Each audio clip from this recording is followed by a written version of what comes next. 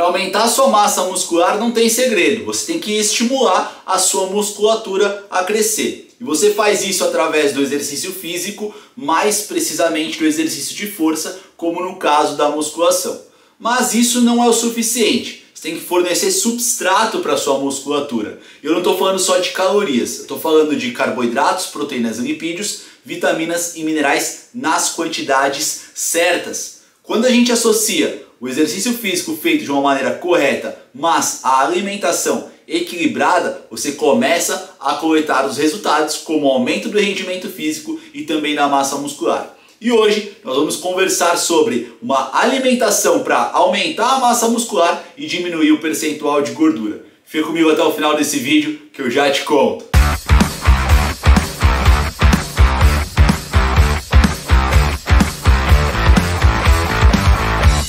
Fala galera, beleza? Eu sou o professor Dr. Jefferson Comin, esse é o canal Comin Nutrição e hoje a gente vai conversar sobre uma alimentação para você aumentar a sua massa muscular e diminuir aí o percentual de gordura. Bom pessoal, o que acontece aqui? O nosso músculo ele acaba passando por um processo que nós chamamos de hipertrofia. O que é a hipertrofia? É o aumento da célula. Na verdade, quando nós falamos de células, as células elas podem sofrer hipertrofia, que é o aumento da célula, ou hiperplasia, que é o aumento da quantidade de células. E para você proporcionar a hipertrofia da sua célula muscular, você vai precisar de 3 estímulos. Entre eles, nós temos o estímulo hormonal, o nutricional e o mecânico. Mas relaxa que eu vou te explicar melhor. Bom, vamos lá. O que seria o estímulo hormonal? Eu não estou falando necessariamente de você tomar anabolizantes, é claro que tem uma galera por aí que toma. Eu estou falando de hormônios que o seu próprio corpo produz. Existem hormônios que eles acabam sendo hormônios anabólicos, ou seja, eles aumentam ali o tamanho das moléculas. E um ótimo exemplo de hormônio anabólico é a insulina. À medida que você se alimenta, o seu corpo libera insulina e essa insulina favorece o crescimento das células, inclusive da célula muscular. Agora, no caso do estímulo nutricional, o que acontece é que nós temos alguns nutrientes que conseguem favorecer aí o nosso ganho de massa muscular, a hipertrofia da nossa célula muscular. O mais clássico, você já deve ter ouvido falar, se você está pesquisando sobre suplementação, você já deve ter ouvido falar da leucina, contida aí, que é um aminoácido contido em várias proteínas. O que acontece? A leucina é um aminoácido, ou seja, derivado ali de uma proteína, e essa leucina consegue ir lá dentro da nossa célula e estimular uma via de sinalização intracelular chamada de via mTOR. Quando a gente estimula a via mTOR, nós aumentamos a síntese de proteína dentro da nossa célula. Ah, Jeff, mas está muito difícil. Vamos resumir aqui para vocês, vamos deixar mais fácil. A leucina é um aminoácido que consegue fazer a sua célula muscular produzir mais proteínas dentro dela e isso acaba favorecendo aí a hipertrofia muscular. É claro que a gente pode pensar também pelo lado dos carboidratos. Os carboidratos eles conseguem ser estocados dentro da nossa célula muscular, isso também favorece o aumento delas, além de ser um substrato energético para quando você for treinar, para quando você for se exercitar. E aí por fim nós temos o estímulo mecânico. O que seria o estímulo mecânico? Conforme nós fazemos o exercício físico, isso faz com que a nossa musculatura acabe se adaptando àquela carga. Dessa forma você vai com o tempo se tornando mais forte através de adaptações neuromusculares e também a sua célula muscular ela vai crescendo. Pessoal, essa é uma explicação bastante genérica para vocês, mas se você quiser eu vou deixar aqui no card para vocês a explicação completa sobre esses 3 estímulos, depois vai lá e dá uma olhada. Aliás, uma coisa que você pode fazer agora é já deixar o like aqui nesse vídeo que você me ajuda demais. O YouTube entende que esse conteúdo é relevante e distribui para mais pessoas. Você já entendeu o que é hipertrofia muscular? Ou então, pelo menos eu espero que tenha entendido. Vamos lá. Hipertrofia é o aumento da célula. No caso da hipertrofia muscular, é o aumento da célula muscular. Mas como que o exercício físico ele consegue beneficiar aí a hipertrofia muscular, proporcionar a hipertrofia muscular? Pessoal, o exercício físico nada mais é do que um estresse para o nosso corpo. À medida que você vai lá e estressa o seu corpo acaba se fortalecendo e dessa forma você consegue levantar mais carga. Deixa eu exemplificar para vocês. Imagina que você vai lá na academia e você começa a fazer rosca direta com 2 quilos. Aí você está fazendo a rosca direta e você pensa, nossa, como tá pesado isso daqui. Depois de um tempo, quando você se submete a várias sessões de treinamento, você vê que 2 quilos tá fraco, é pouco peso para você. Você consegue levantar 4, 6, 8 quilos ali de uma vez só. Então o que aconteceu? O seu corpo se adaptou a um estresse, se adaptou àquela carga imposta. Uma coisa que é importante frisar, que as pessoas que elas começam a fazer, por exemplo, musculação, elas têm um ganho de força das primeiras 5 a 8 semanas. Mas esse ganho de força ele não é proporcionado pela hipertrofia. Ou seja, o cara começa a fazer musculação, ele começa a conseguir levantar mais carga, mas mesmo assim não está tendo hipertrofia. O que acontece aqui é que o músculo está sofrendo adaptações neuromusculares. É como se o neurônio ele falasse, ele desse mais estímulo para a musculatura e isso faz você conseguir levantar mais carga.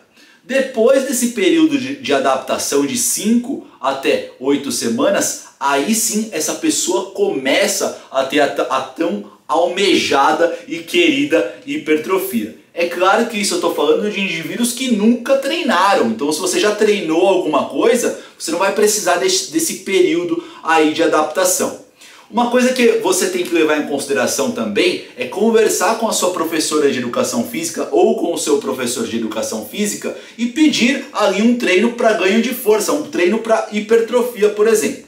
Nos casos dos treinos de ganho de força, mais especificamente falando, normalmente eles são treinos ali caracterizados por 3 até 5 séries, com um número de repetições que gira em torno de 5 até 8, com muita carga, então você coloca muita carga ali e um tempo de descanso grande entre uma série e outra. Mas tudo que eu estou falando aqui para vocês é bastante genérico, por isso é muito importante você procurar aí um professor ou uma professora de educação física para receber uma orientação adequada. Além do mais, não tenta fazer isso por conta própria. Ah, o Jeff falou fazer o treino dessa forma. Não, estou falando qual que é a característica do treino. E se você for tentar fazer sem nenhum tipo de orientação, você vai colocar muita carga lá para você e é bastante provável que você vai fazer esse exercício ali todo torto e vai acabar expondo aí a sua saúde, expondo a sua saúde articular, a sua saúde óssea.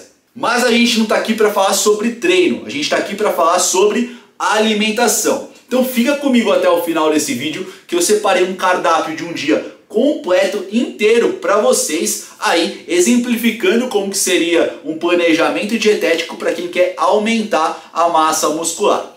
Pessoal, aqui no consultório eu adoto uma conduta de calcular por quilo de peso a depender do gênero do meu paciente ou da minha paciente. No caso de pacientes do gênero feminino, eu acabo adotando 40 quilocalorias por quilo de massa magra. E no caso de pacientes do gênero masculino, eu acabo adotando 45 quilocalorias por quilo de massa magra. Então, feminino, 40 quilocalorias por quilo de massa magra, masculino, 45 quilocalorias por quilo de massa magra. Mas presta atenção, não é quilo de peso, é quilo de massa magra. Então o que eu faço? Eu vou lá, faço uma avaliação física nos meus pacientes, eu utilizo o adipômetro, calculo lá o percentual de gordura, acabo excluindo essa gordura e eu vou calcular só em cima da massa magra dessa minha paciente ou desse meu paciente. Se você não tem acesso a um adipômetro, não sabe utilizar, muitos lugares agora eles têm balança de bioimpedância. Só verifica ali a marca, se essa balança ela é fiel ao que ela entrega, e aí você consegue facilmente descobrir quantos quilos de massa magra você tem no seu corpo. Bom, uma vez que eu descobri quantos quilos de massa magra, vamos exemplificar para vocês. Vamos supor que eu peguei um paciente de 100 quilos, descobri que tem 20% de gordura, ou seja, 80% de massa magra. 80% de 100 são 80 quilos. Eu vou pegar 80 quilos e eu vou multiplicar por 40 se for uma paciente do gênero feminino ou por 45 se for um paciente do gênero masculino. Mas como eu falei para vocês, não adianta só calcular a caloria. A gente precisa fornecer carboidratos, proteínas e lipídios, vitaminas e minerais nas quantidades certas. Se tratando de carboidratos, eu costumo trabalhar números de 3 até 5 gramas de carboidrato por quilo de peso, ou aproximadamente de 55 até 65% da dieta eu vou fornecer em carboidratos para esse meu paciente. Não tem que tirar carboidrato de ninguém, tá? Carboidrato ele é legal, célula do sistema imune adora carboidrato. Se você faz exercício físico, o carboidrato ele tem um efeito ergogênico, não tem o porquê tirar carboidrato. O que eu faço algumas vezes dentro de programas de emagrecimento é adotar dieta low carb, ou seja, baixa em carboidratos. Então eu vou fornecer até 40% apenas em carboidratos. Se você quiser saber mais sobre como que eu calculo uma dieta low carb, eu vou deixar aqui no card para vocês um vídeo em que eu explico tudo certinho, passo a passo para vocês. No caso de proteínas, quando você vai estudar, a Sociedade Brasileira de Medicina do Esporte fala uma coisa, a Sociedade Internacional de Nutrição Esportiva fala outra, o Colégio Americano de Medicina do Esporte fala outra coisa sobre proteínas. Mas normalmente para esses casos eu gosto de adotar até 2 gramas de proteína por quilo de peso. Então pego lá o peso do meu paciente, multiplico até 2 gramas e é isso que eu vou fornecer de proteínas. Aliás, sempre que a gente fala de proteína, né, sempre vem à mente o que? Suplementação. Tem vários vídeos de suplementação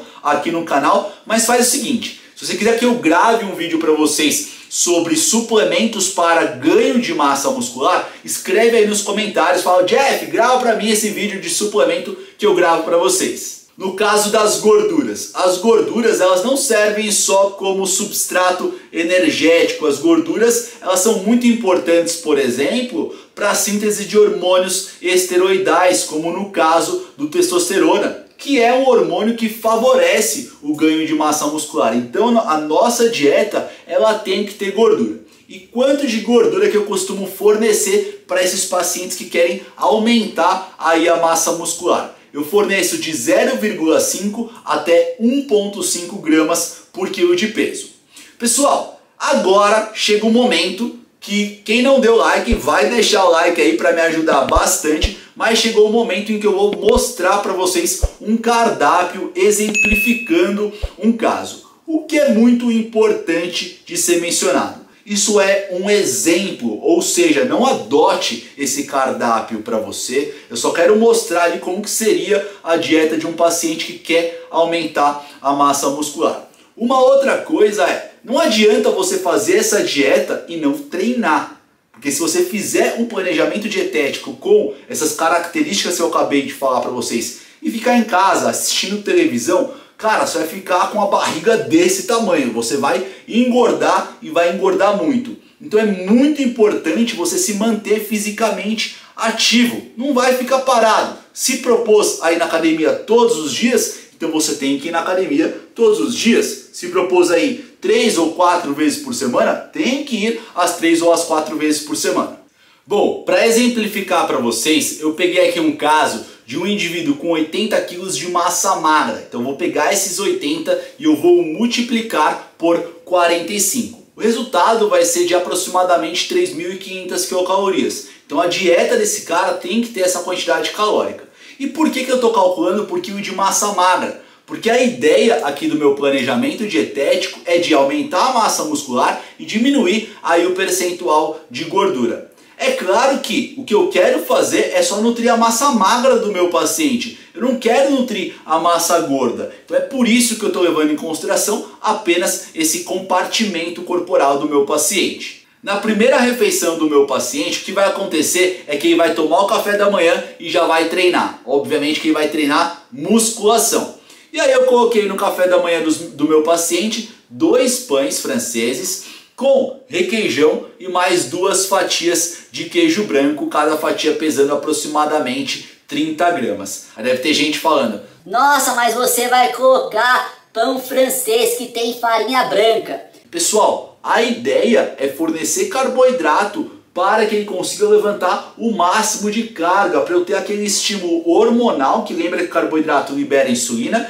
e também para eu ter o estímulo mecânico, para ele conseguir levantar bastante carga. É claro que é muito importante a alimentação prévia dele, que ele comeu no dia anterior. Mas para ajudar a fazer essa manutenção da glicemia, eu vou colocar o pão francês, sim senhor, sim senhora. Na colação depois do treino, eu vou colocar 2 bananas para esse meu paciente, mel, um iogurte desnatado e também 2 colheres de granola. Aí você deve estar falando: nossa, mas você não vai tomar o whey protein depois do treino? Pessoal, esse negócio que você tem que tomar whey protein logo após o treino, isso não existe. A galera falava da tal da janela de oportunidades. O que você tem que fazer é fornecer proteínas de alto valor biológico 24, 48 até 72 horas após a sessão de treinamento. E não imediatamente após a sessão de treinamento. Já tem vídeo falando sobre o whey protein aqui no canal, explicando como que você faz para calcular. De qualquer forma, eu vou deixar aqui no card para vocês também. Já no caso do almoço do meu paciente, eu vou fornecer uma saladinha para fornecer fibras, fazer o intestino funcionar direitinho. Esse meu paciente vai poder escolher entre legumes variados, cerca de 200 gramas, mais 300 gramas de batata inglesa, mais 300 gramas de arroz integral e 150 gramas de feijão cozido. 150 gramas só dos grãos do feijão cozido. Se quiser colocar mais caldo, pode pôr à vontade. E esse paciente tem que comer uma proteína e também uma proteína que tenha lipídios. Nesse caso, a gente vai fornecer 80 gramas de salmão grelhado. Agora a gente vai lá para o primeiro lanche da tarde. Esse meu paciente vai ter mais de um lanche da tarde. No primeiro lanche da tarde, ele vai comer meio mamão papaya com aveia e mais 4 castanhas do Pará, aquela bem grandona e que fornece ácidos graxos insaturados, mono e poliinsaturados. No segundo lanche da tarde do meu paciente, ele vai comer 4 fatias de pão integral. Se você quiser saber por que eu estou colocando pão integral nessa refeição, escreve aí nos comentários. E também um patê de atum com ricota, que eu tenho uma receitinha que eu costumo passar para os meus pacientes. Se você também quiser saber sobre essa receitinha, escreve nos comentários. Já no jantar do meu paciente, ele vai consumir a mesma saladinha do almoço, bem variada, ali com folhas, com tomate, lindo, legal, maravilha. Esse meu paciente também vai consumir cerca de 200 gramas de legumes ali cozidos, os quais ele quiser, ele tiver com vontade de comer, mais 150 gramas de grão de bico, 100 gramas de ervilha. Estou escolhendo esses dois por conta que eles fornecem carboidratos e também uma certa quantidade de proteínas, mais 100 gramas de filé de frango grelhado. Essa dieta que eu acabei de mostrar para vocês, nos meus cálculos, totalizou 3.580 quilocalorias, 179 gramas de proteínas, mais de 500 gramas de carboidratos e 97 gramas de lipídios. É uma alimentação muito volumosa. De novo, é muito importante esse meu paciente não só comer, ele precisa treinar também. Mas vamos continuar para o resumo da dieta.